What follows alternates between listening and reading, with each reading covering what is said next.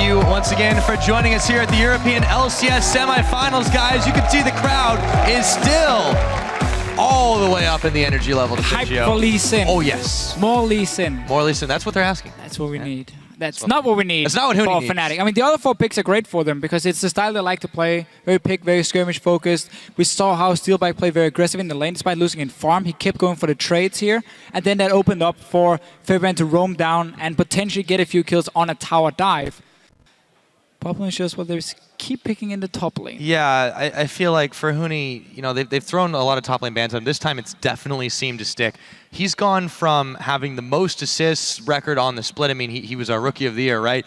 He goes to having, he's 110 and 14 in these 3 games on Lee Sin. That's a 1.5 KDA.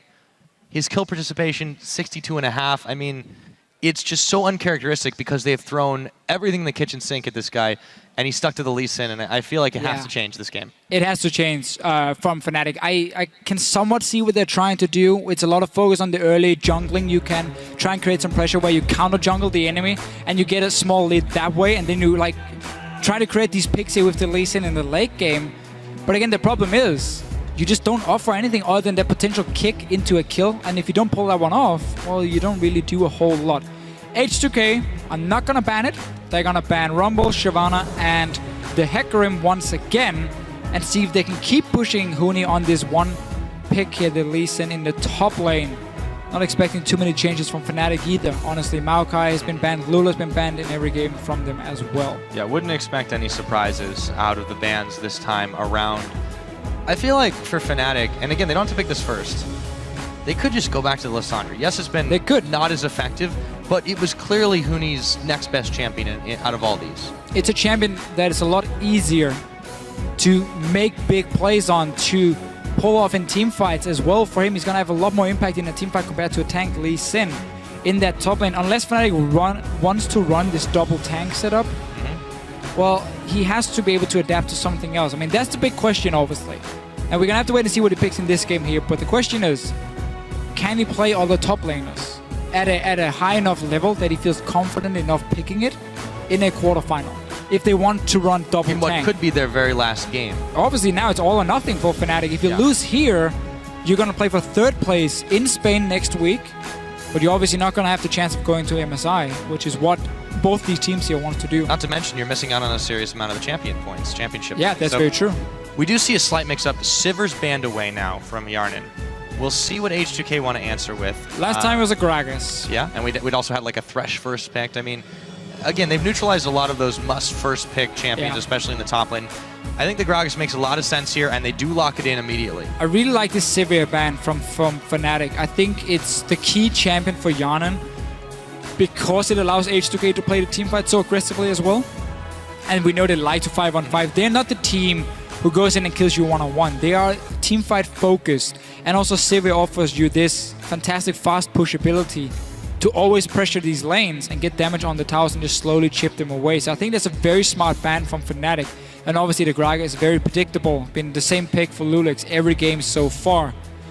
Last time again where Fnatic did well, they went with the Nunu and Janna combo, and then they took it and gave Steelbike Illusion, where it then turned him into somewhat of a hyper carry late game because he had the buffs of Blood Boil and the Janna shield.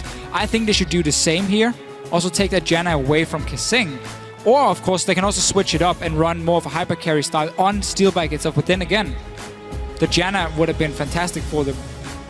Yeah, but this is also a bit of a denial from Yarnan. I mean, there was that one Jinx game. It wasn't quite as impressive, but I think they're trying to also throw H2K off of picks that they'd be comfortable on, and they get a lot of damage potential out of this Jinx, a lot of mobility thanks to the Thresh as well, and they don't reveal the rest of their strategy. They have some time to think about where they want in the mid, the jungle, and the top And they can still go Nunu next rotation because Gragas has already been locked in and we're not expecting it to go anywhere else but the jungle for Eulcs.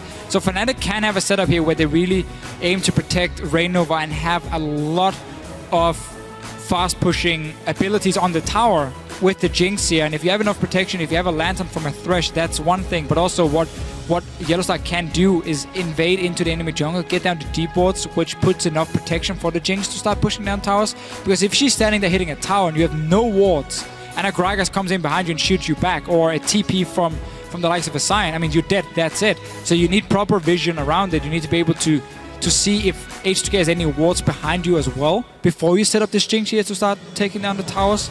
But once they do, that's where Steelbike can really shine. And that's also one of the reasons they picked Thresh here for Yellowstar. More roaming potential as well than a Janna.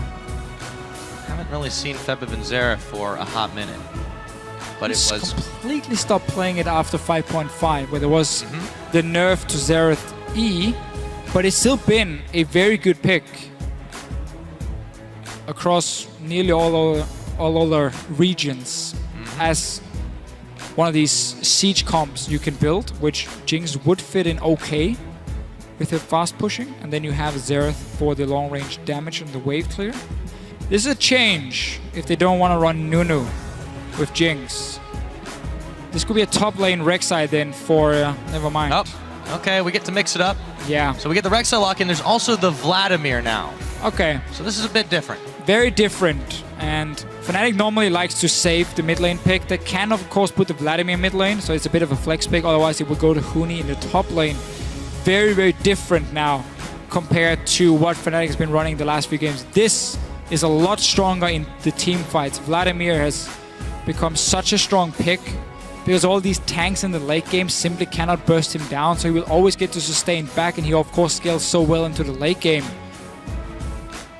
Different picks from Fnatic. Suddenly very teamfight focused from them. Yeah, this will be a very different style of game from them, and it doesn't rely on a really early snowball either. Yeah. They have a lot of options. I feel like backs against the wall here, that is what they've got to do. H2K now. Let's see what they decide to go with. Diana was left open, and the Kog'Maw is locked in with it. So a Kog'Maw without the Lulu. Won't see no Juggermaw, but they can still protect him. And no Janna either, so H2K is running a bit of a strange setup in the sense you have Annie, Sign, Diana who's gonna dive in onto the Jinx in these team fights here, while Yanan only has Odoamne really to peel for him. Well, I guess the Sign also will add in a lot of peel as a big front line, but normally you would have seen a Janna with it to protect it. But this is because if you look at the 4 picks from Fnatic, there's no hard engage. There's no hard engage on their side. There's only a tunnel in from a Rek'Sai into a flash to knock up Yanan.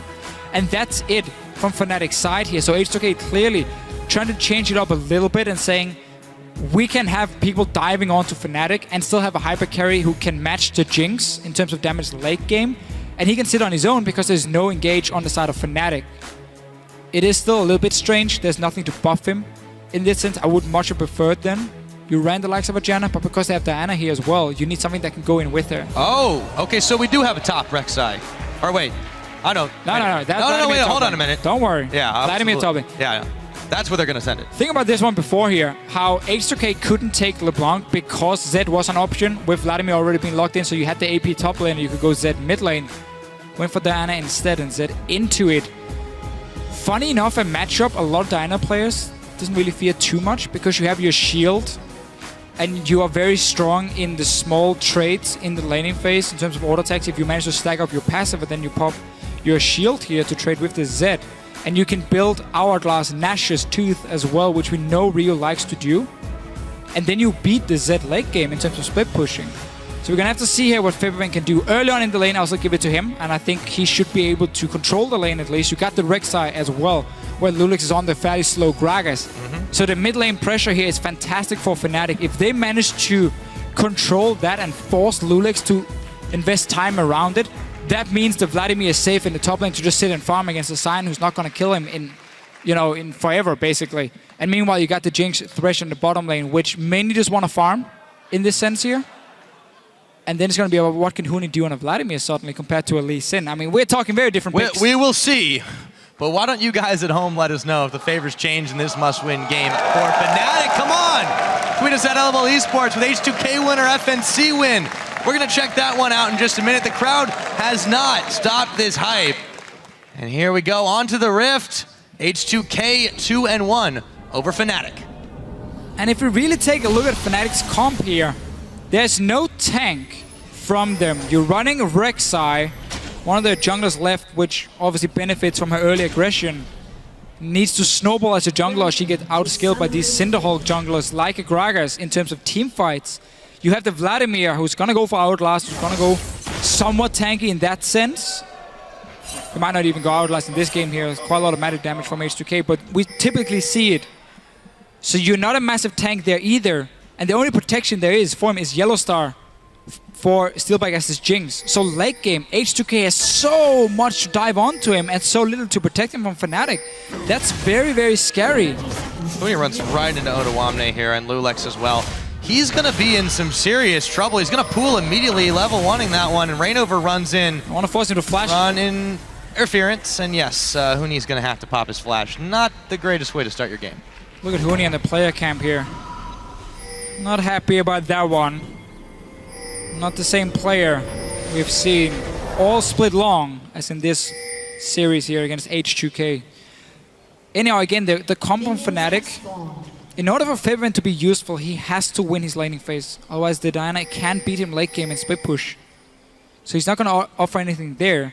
And in terms of late game team fights, while there's not a whole lot of protection for Yanan, the QSS will stop Febiven from killing him, and then suddenly you lose your purpose as a Zed. If you cannot split push and win that way, if you cannot dive the backline either, you don't offer a whole lot. And again, there's so little protection for Steelback. If H2K gets a good lead and gets these two tanks rolling, they're gonna make it impossible for Steelback to do anything.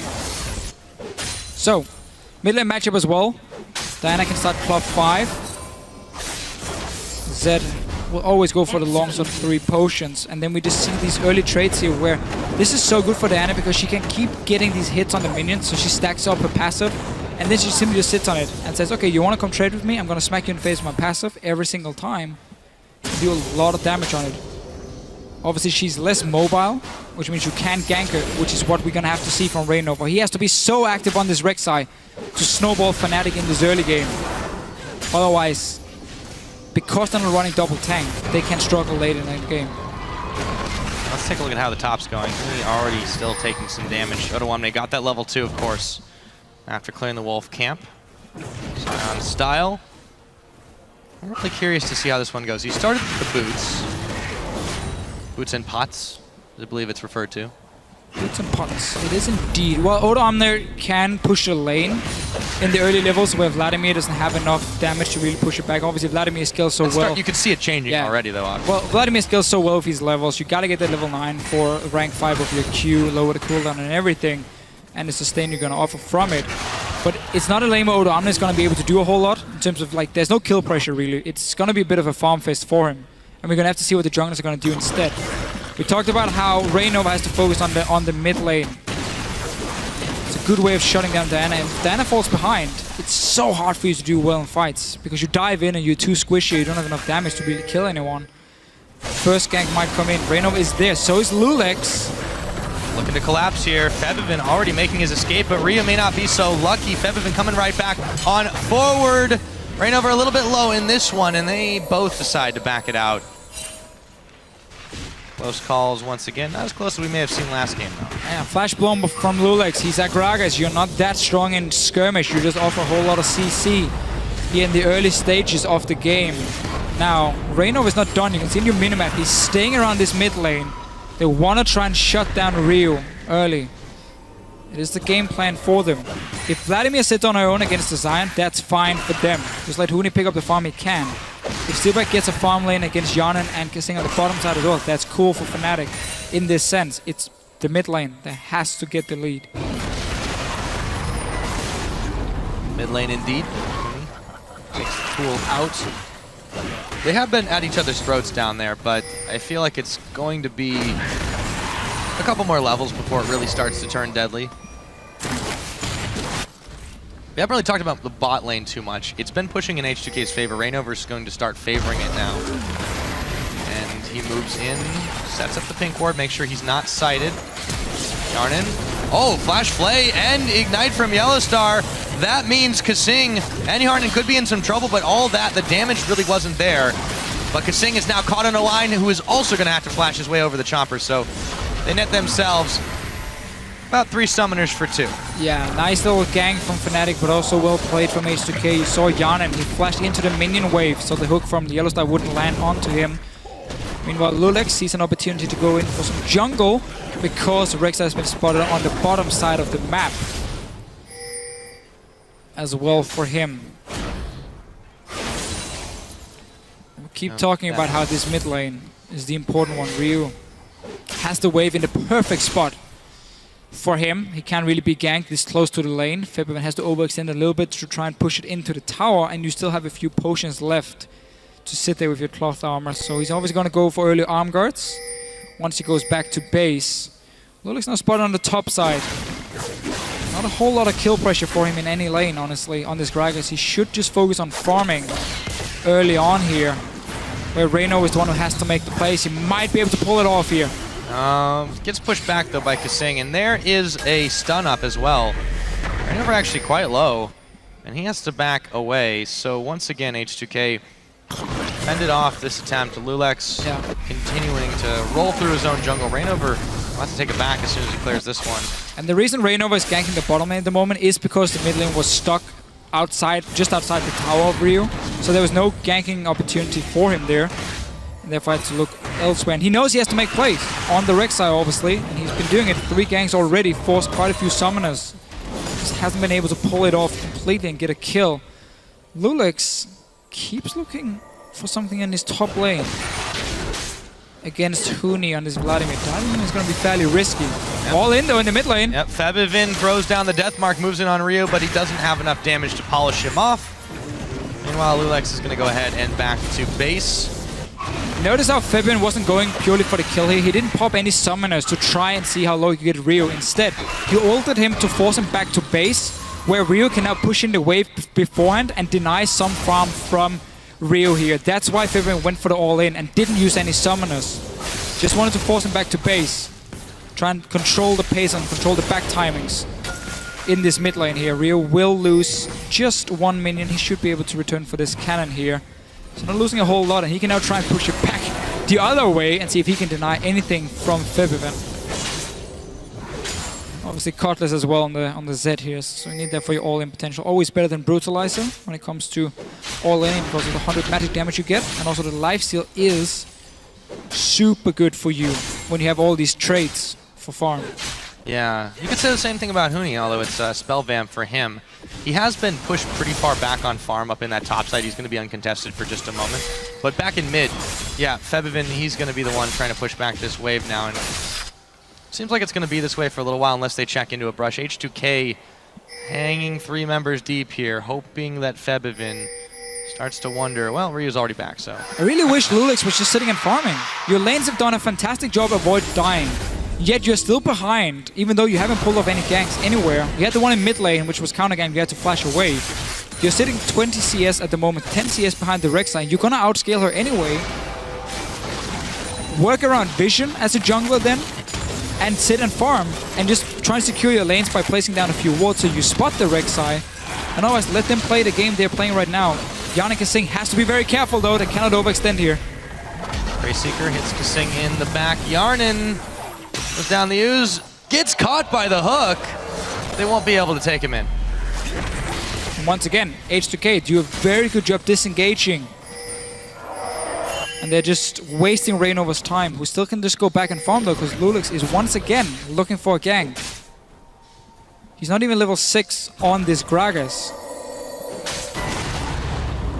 I want to play like this, pick Nidalee. Yeah, I was a little bit curious here. Has been a bit of misfiring, I think, on all sides. Huni still having a rough time dealing with Odoamne. Kept up in levels at the very least. And he's got his sustain from the Hextech Revolver. Yeah, Odoamne has really been controlling the lane so well, always pushing it in, denying farm from Huni, who's clearly missed quite a lot of CS on the tower as well. But it is one of these lanes. Oh, wow, he stole it. Gets one back. Beautiful steal from him. But Very again, nice. one of these lanes here, once Vladimir gets level 9, he can really start just sustaining himself in the lane. He can start clearing with the E as well. So he's going to be fine. Obviously, you don't want to fall this far behind.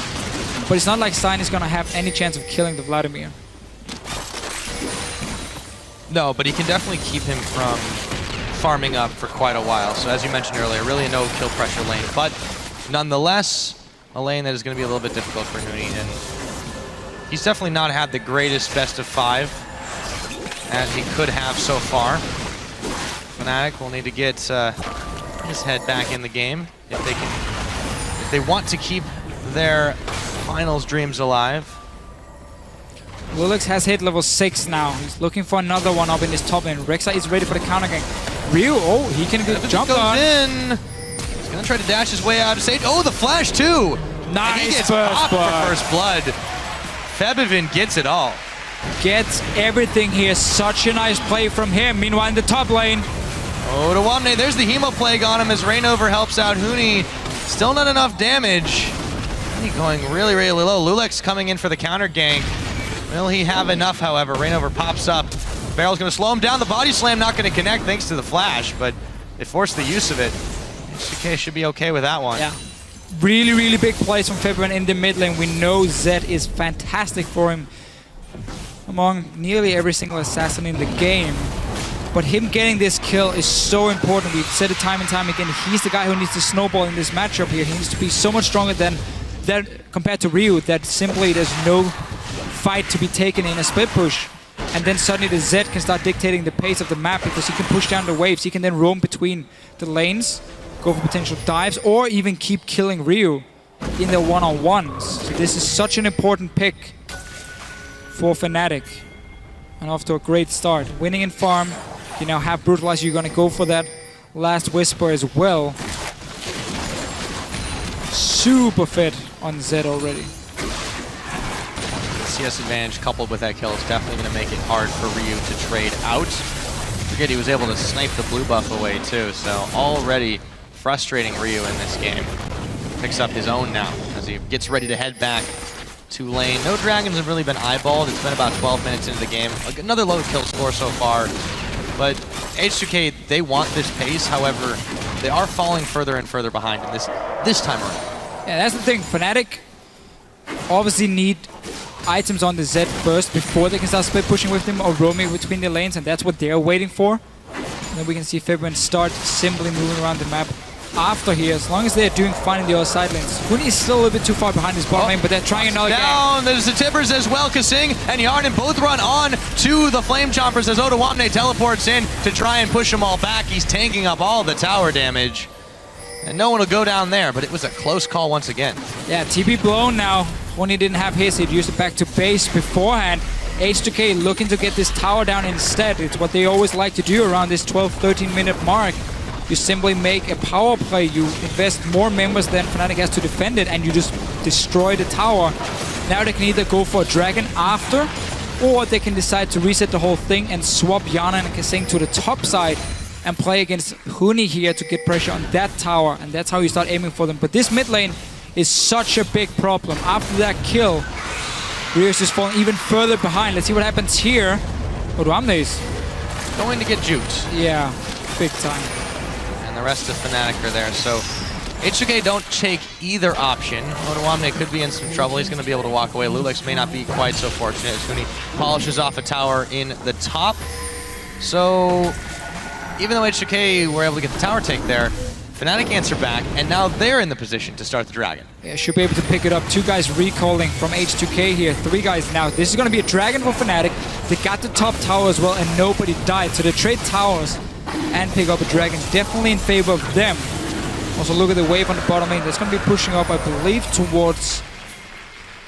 be pushing towards H2K. So that's a wave Odoamne can pick up. And now we see the move from Yanin and Kasing swapping up the lanes a little bit, moving mid instead.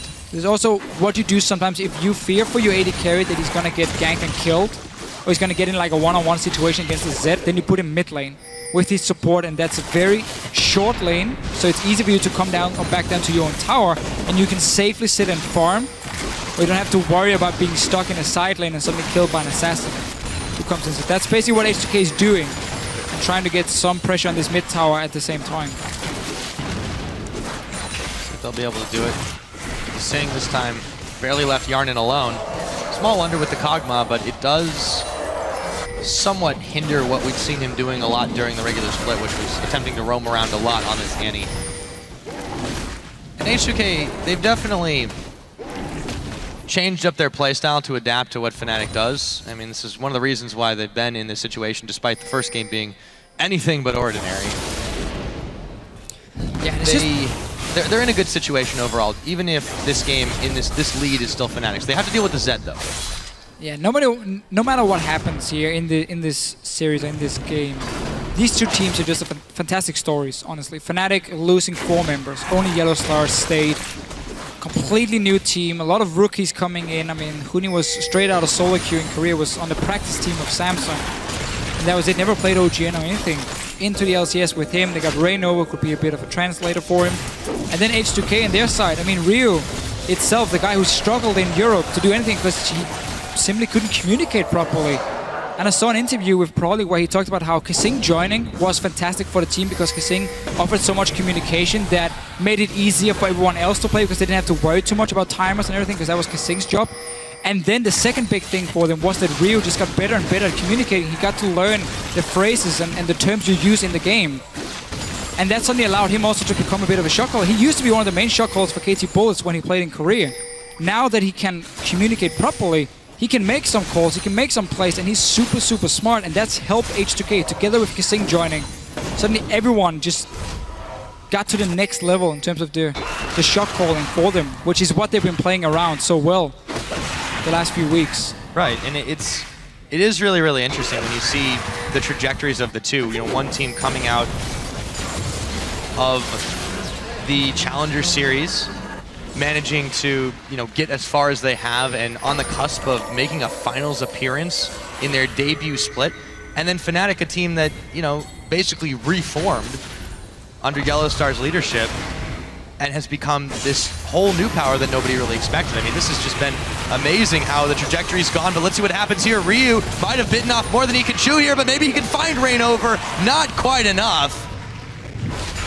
And Rainover is able meanwhile though, that one. Here's the thing, H2K has 3 guys in the mid lane, so they're gonna push in on these towers. Lulec's getting caught. Tower's down though, Lulec's trying to away the rocket. Will whiz by his left ear. All right, I should say. Huni flashing in. Yellow Star's one that is going to pick up that kill, however. Kasing now, Deathmark is on to Yarnan. Enough damage, that will be Kasing is just getting chased around. Febivin comes up with the double kill. And just like that, 3 more members of H2K down, and it might be some tower pushing time. This is what happens now when you're starting to lose your side lanes. We saw Febivin from that bottom lane. You could just roam freely from the bottom side up to mid lane and join his team. Same happened with Huni in the top lane after the kill onto Ryu here. H2K is suddenly collapsing. And the entire map is now open. You got a 3-0 Z that nobody can do anything against. Meanwhile, even Huni gets it because this is such a good setup by Yellow Star and Steelback. Yes, they lose the tower, but by getting Lulek so low, it's super easy. Look at the minimap now. Huni roam from top lane and then Febivin roaming from the bottom lane. Nothing the members in H2K can do after they already got caught on the tower. And they would just end up dying, all of them. The single target Tibbers on Huni too. It was a bit of a panic moment, I feel like. There just really wasn't anything that they could do after that. And it was just cleanup city. Rainover was coming around the side anyways. So just like that, Fnatic have gotten themselves out to an impressive lead. There's going to be another minute and 10 seconds until the Dragon comes up. They've already secured the first one. But if Fnatic can keep forcing H2K to start fights, whether they're disadvantageous or not, I feel like they can definitely outplay thanks to Febivin Zed right now. Oh, for sure. The rest of the members have been positioned quite well. Fnatic should just stick to 1-3-1. The Sign is never going to be able to do anything in Zed. It's just a matter of time before Febivin might even be able to jump onto Odoamne and kill him. And then that bot lane tower is suddenly open. Otherwise, you force Sign to sit back and defend his own tower, and you just keep roaming like Febivin is doing now. He gets another pick. Another Deathmark on to Kasing. This time, the Tibbers lands on him. Febivin shadow steps back. Yarnan, though, is going to be the target. The rocket won't hit him. Meanwhile, a shutdown goes over to Odoamne as he picks off Febivin. Huni is going to finish off Yarnan, however. Steelback trying to move away the Acathian surprise. A ton of damage there, and a double kill comes in for Odoamne. The fight's going haywire. It's been a 2-for-2 so far with a double kill onto Huni, looking for even more, but Ryu wasn't finished off there. And the Praise Seeker doesn't hit either.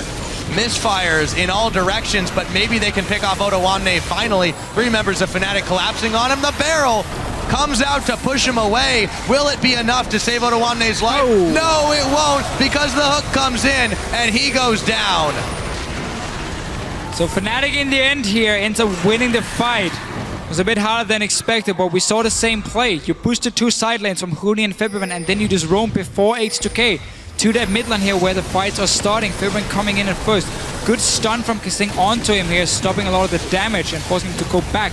TP behind from Odoamne, but now, as you can see, Huni is about to join, and while they get a good pick on Febiven, damage is running out for H2K. Janan ends up going down, another kill for the Vladimir.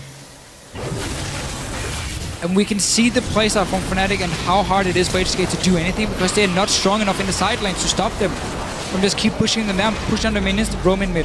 Now that being said, H2K were able to salvage some kills out of that situation. I feel like also they didn't lose as many members. It just seemed that Fnatic misprioritized where they were going. They didn't finish off exactly where they needed to, so Ryu made it out alive after that. But all the same, they secured themselves a dragon here. They're up several kills, they're up several thousand gold. And yeah, it really is. The side lane pressure is not working in H2K's favor until maybe now when Yarnan brings a big wave up there, Kasing at his back, but it looks like we could have a collapse on our hands. Steelback's there to try and push him away, but won't be able to in time. So what H2K did here is what you have to do if you're falling this far behind and you cannot team fight over objectives, is you trade. So when they go for Dragon, you push the top wave and you take that one down, because there's obviously not enough members to defend it, and that's exactly what H2K pulled off here. Problem is, look at your minimap once again. Huni and Febiven is on their way, picking a fight on the way as well. Oh, Eulcs tries to knock him back. Ryu also very low. Febiven has turned his attention there, and now back to the top side. We'll see what can happen as the rocket isn't needed. Febiven comes with a pick on Kasing, but he still gets a kill onto Ryu. Oh boy. Fnatic is getting everything. They're getting everything. H2K tried to do what they could do here and trade the tower for that dragon. Maybe try and get a second one on the bottom side. But all the kills are going over to Fnatic. They keep roaming around the map. It's all started with this Zed being so strong. Solo killing Ryu in the mid lane. As Dalo sitting and watching the game as well. We might go to game 5 here, Pyra. We very Unless well Fnatic manage to mess this one up, then we will go to Let's see what just happened, though. I mean, that was crazy. So, Odoamne is stuck in the bottom lane. There's only 4 guys from H2K here. Huni spots them at first. Obviously, 2-on-2 fight is heavily in favor of Fnatic, while the rest of the team will get a pick on the Kasing. He flashes, and then Steelback, I believe it's like, he would almost hit Kasing. Oh, he would actually have hit him. And then he gets another one. And then you get Baron as well for them. At least Eulcs made it up. So Fnatic now definitely controlling the pace of this game. They secure the Baron, of course. Set their sights on the bottom lane as Odoamne runs back to his inner turret. Should be no sweat for Fnatic to mop this one up. Get excited for Steelback, and they keep on moving. See if they can take another tower.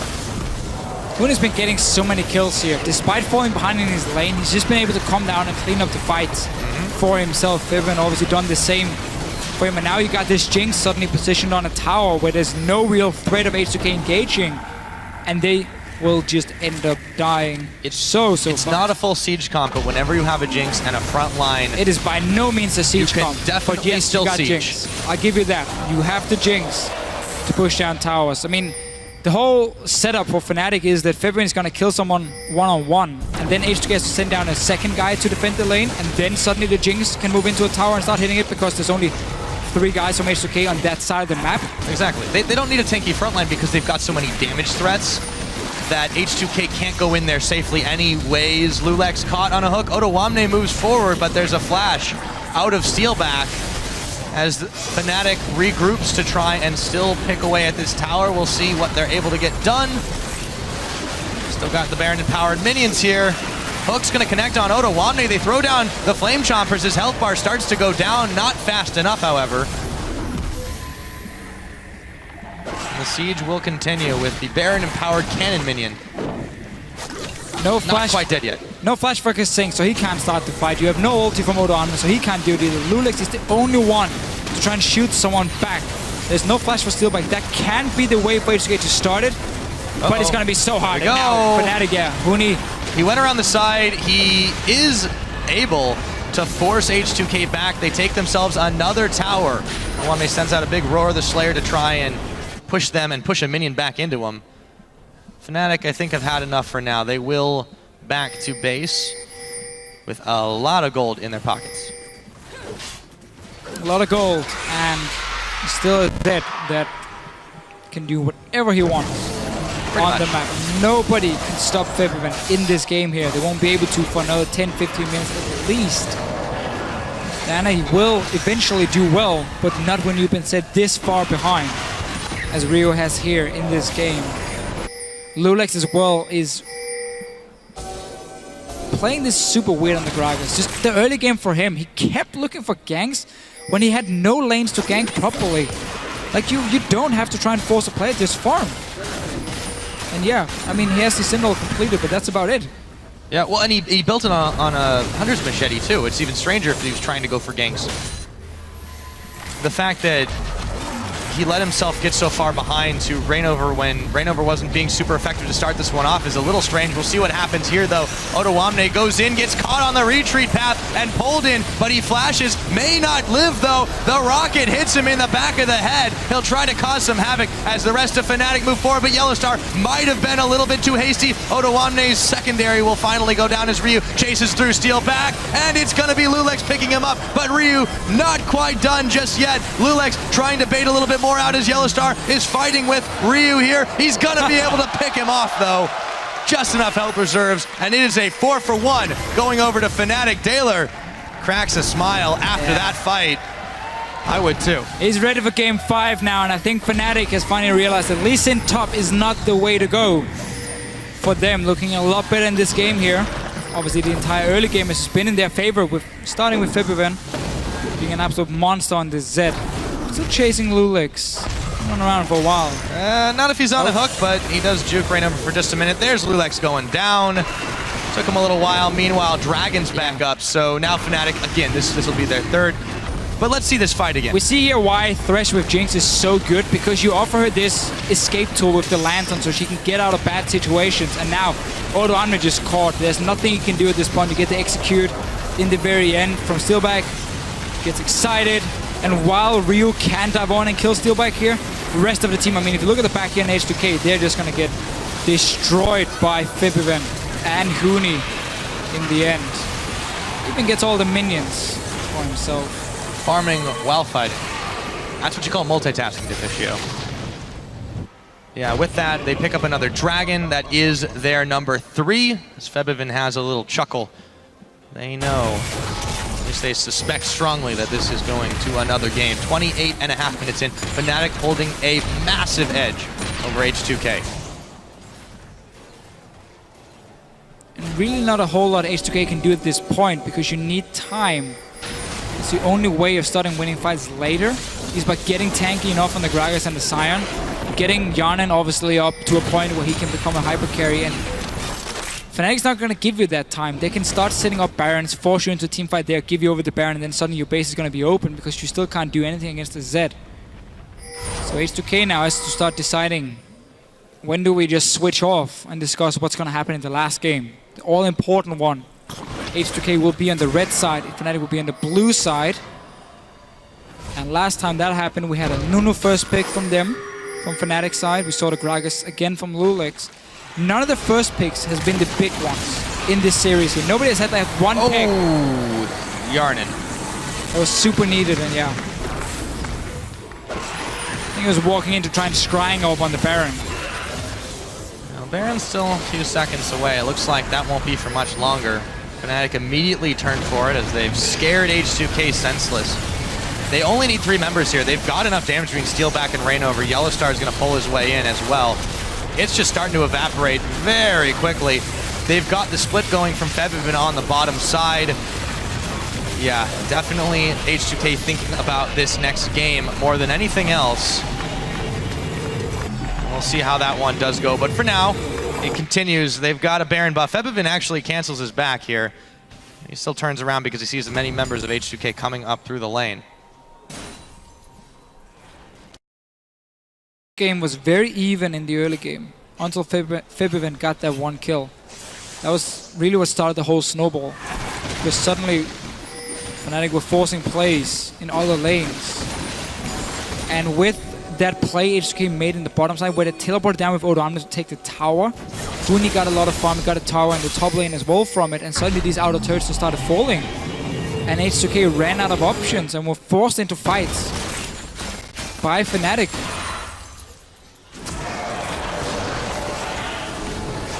Yeah, and it just kind of started snowballing from there.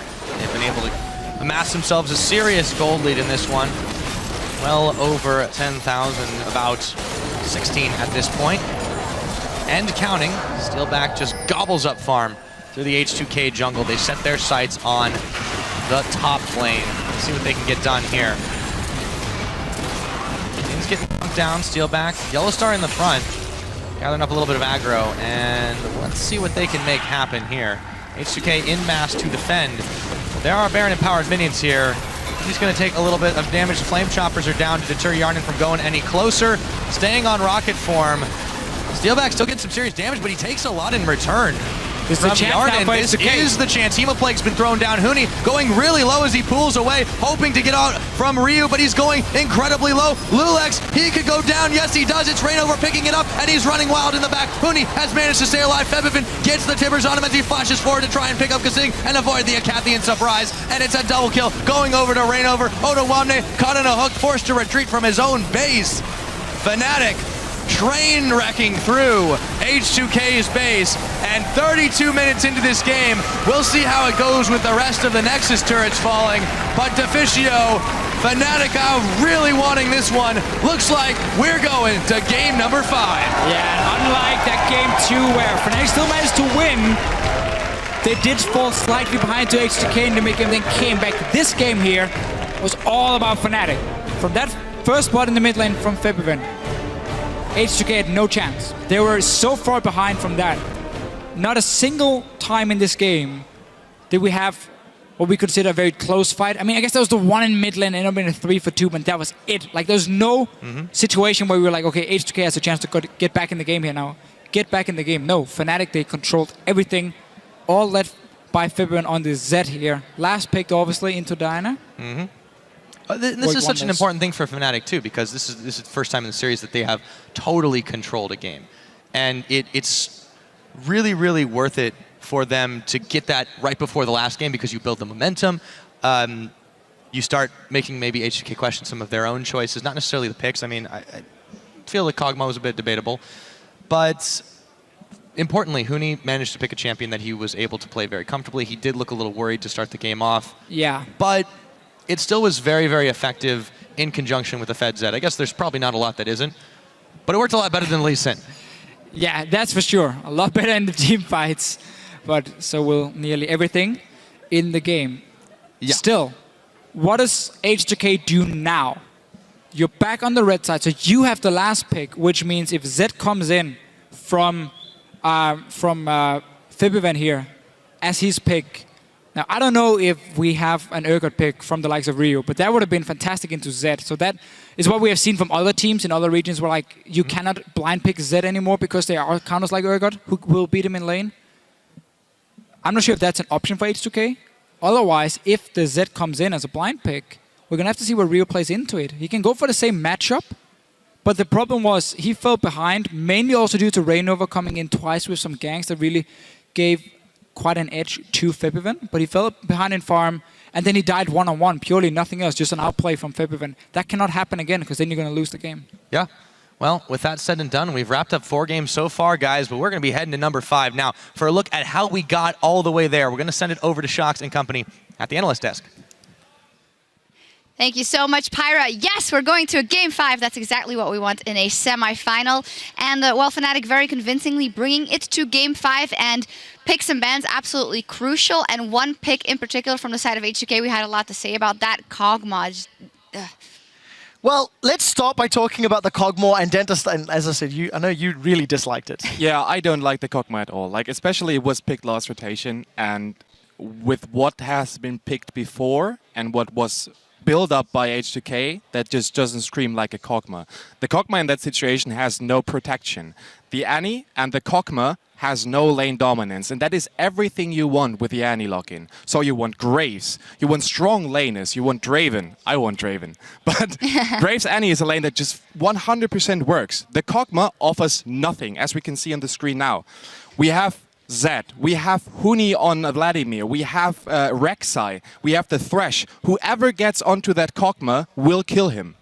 If they make a pick on Kog'Maw, that guy is dead, and they have no protection whatsoever coming in for the Kog'Maw. Yeah, especially when you look at the rest of the comp. Everything wants to dive in. There is nothing holding Kog'Maw's hand.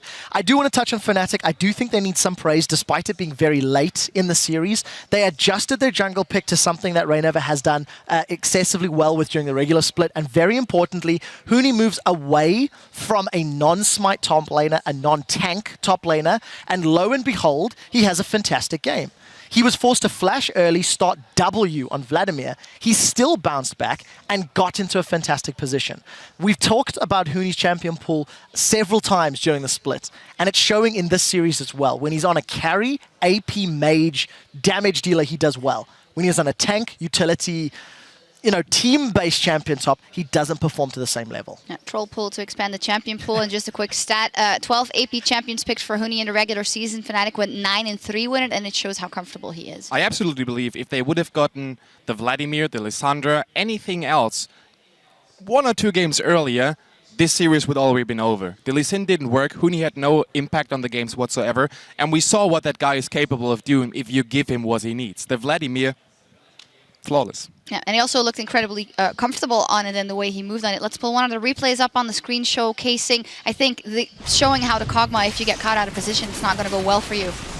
Yeah, just before this team fight, they'd also been able to kill Ryu up top, and the teleport from Huni to come down to the middle lane. Look how easy Huni's just going to run Kasing and Hyanin down. That's what you want to do as a Vladimir. You want to come in the flank, and as we can see, insane skills by Huni. He does the flank perfectly, pulls in, pulls out the R, and then just kills them. With Zed and Vladimir coming from the flank, there's not much to do for the carries. No, definitely not. And I also think we have to give a couple of minutes to Febiven. Again, it's the swing in the mid lane where either Ryu or Febiven just grabs control of the entire match. It took Febiven 2 or 3 attempts before he was able to solo Ryu, and I'm saying that like it's a bad thing. It is a favorable matchup. It's one that he played well, and the moment there was an item advantage, Febiven pressed it home, got a kill solo in lane, and then just ran away with the match. Yeah, Zed was banned away from him 10 times in the regular season. It actually wasn't banned out in any of the previous games here in the semifinal, but just shows that how adaptive you have to be and how many things you have to keep into account when you're in a best-of-5 series,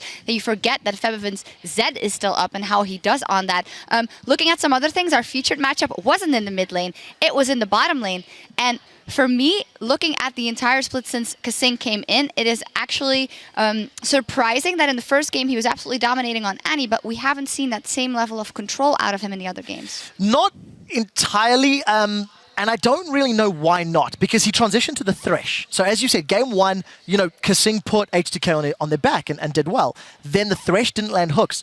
Similarly for Yellowstar, he was not super impactful in games 1 and 2 or even 3 to an extent, but this matchup, death sentence after death, at the mid game, despite what Huni and Febiven were doing, a lot of those kills and setups was thanks to the fact that Yellowstar was, soloing people one after the other. I think there was a chain of 4 or 5 hooks in a row that he landed. Yellowstar understood what he had to do as, obviously understood what he had to do in the Thresh. He's an excellent Thresh player, but he gave Jinx what he needs, the escape, the reliable escape with the Lantern, and he did it perfectly in almost every single team fight that came into the mid game. He made the picks, he did the peeling.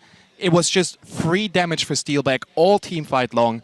You can't do it any better. While Kasing, in this series so far, dominating first game performance, then in the loss, rather non-existent, and then going on to the series, not a huge factor. This is the first game from picks and bans. You could look at the team comps and go, okay, let's exclude Lee. I very heavily favor Fnatic's comp because of the Kog'Maw, because of the options that it would have to actually solo him out. And the other interesting thing is every single team that has picked blue side has lost their respective game. So, games 1-3 was Fnatic's choice. They lost 2 and 4 H2Ks. They lost.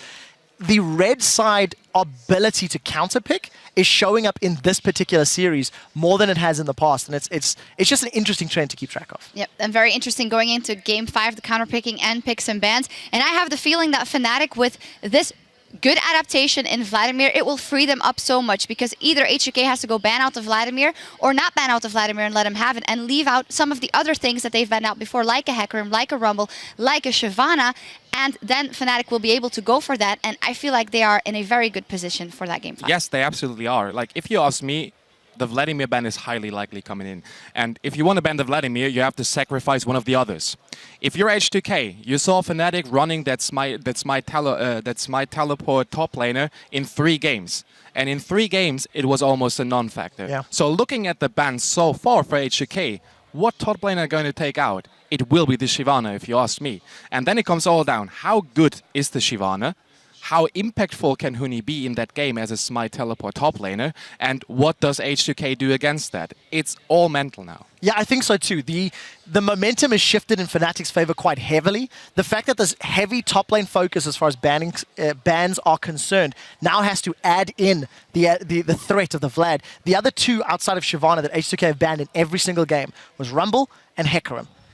And we know how terrifying Huni can be on those champions. So the only thing that is theoretically stopping Fnatic from winning Game 5 is themselves. If they get themselves baited into this mindset that a Smite TP top lane is the only way to go, it might not work because it hasn't been super impactful yet. Yeah, and the thing we've seen the trend continue that H2K does have to be pretty far ahead, and if they fall behind versus a team like Fnatic, there's not much they can do. So how should they be looking at this next game? Should they be looking at more aggressive picks?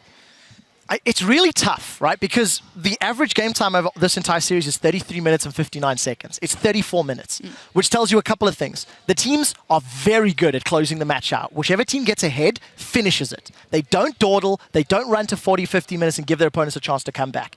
Secondarily to that, the team that gets ahead early wins. So by 10 or 20 minutes on the clock, whichever team has a lead, according to our last 4 games, is going to close this one out. Just as a quick aside, I think Fnatic's got the momentum. I think Fnatic are in a stronger position based on how the strats have gone out. And also Ryu has brought the curse with him. When he was playing KT Bullets in the old OGN, he would go 2-0 up and then lose the subsequent 3 games. They went 2-1 up and now they're losing subsequent. So history may be repeating itself. I want to see the clash of the early game teams. I want to see Fnatic versus H2K, as I know. No Smite teleport, please. No Kog'Maw that scales into the late game. I want to see early game aggression all over the place, and I want to see a game closing out at 30 minutes with the better team winning. I think it's going to be Fnatic. They have the momentum. They have everything what they need, and they are very stable when it comes to their mentality. So I give it to Fnatic. Yeah, what did we always used to say? Everyone fights everyone, and in the end, Fnatic wins or gets to the finals. We'll see what happens. It all comes down to Game 5. The winner goes to the Spring Finals, and the loser can only hope for 3rd place at best. Don't go anywhere. We'll be right back. Couple mechanical misplays, but decision making, we're doing really, really good shot calls. So it's like, how's like the energy? Are you guys like level excitement? It's fine, I think. Yeah, because it's been showing. You guys are doing really, really good calls. Ryu, oh, he can jump Goes on. in. Gonna try to dash his way out of stage. Oh, the flash too. Nice He gets first popped for blood. first blood. Huni flashing in. Yellowstar is one that is going to pick up that kill, however. Nice. Word. Really nice. Steel back, trying to move away the Acathian surprise, a ton of damage there, and a double kill comes in for Otawande. The fight's going haywire. Not quite done just yet. Eulcs trying to bait a little bit more out as Yellowstar is fighting with Ryu here. He's gonna be able to pick him off though. And 32 minutes into this game, Fnatic are really wanting this one. Looks like we're going to game number 5.